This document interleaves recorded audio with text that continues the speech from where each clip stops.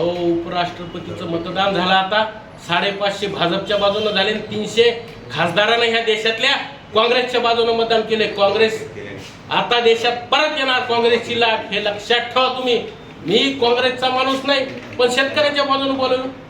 उद्धव ठाकरे मुख्यमंत्री झाल्या पहिल्यांदा शेतकऱ्याची कर्जमाफी करणारा महाराष्ट्रातला एकमेव मुख्यमंत्री कोण असेल तो उद्धव बाळासाहेब ठाकरे. मला तुम्ही गोळ्या घालावं भेट नाही. मी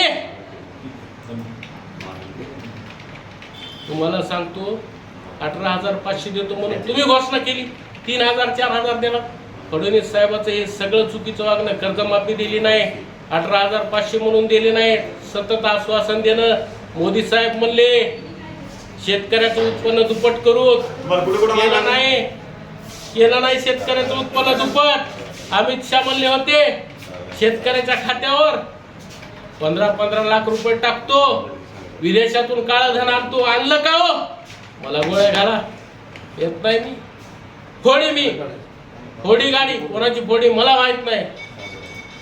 मी भेरणारा कार्यकर्ता नाही, मी काँग्रेसचा कार्यकर्ता नाही, मी उद्धव बाळासाहेब ठाकरेचा कार्यकर्ता नाही, आणि मी बच्चू भाऊचा कार्यकर्ता नाही. मी शेतकरी आहे, म्हणून माझा जनाक्रोश झालाय. शेतकऱ्याला नाही मिळाला पाहिजे. मी भाजपला मतदान केलंय, मी भाजपचा आहे, मी काँग्रेसचा आहे. आम्ही काय चूक केली हो? मी उद्धव बाळासाहेब ठाकरेचा आहे, आम्ही काय चूक केली हो? आम्ही तुम्हाला सतत मतदान केले. आम्हाला 18,500 दिवाळीला तुम्ही देणार होता भेट. बघा काय हाताची हालत केली. माझा हात मोडून टाकला काटे घालून. एक मिनिट, माझं काम म्हणून टाकले.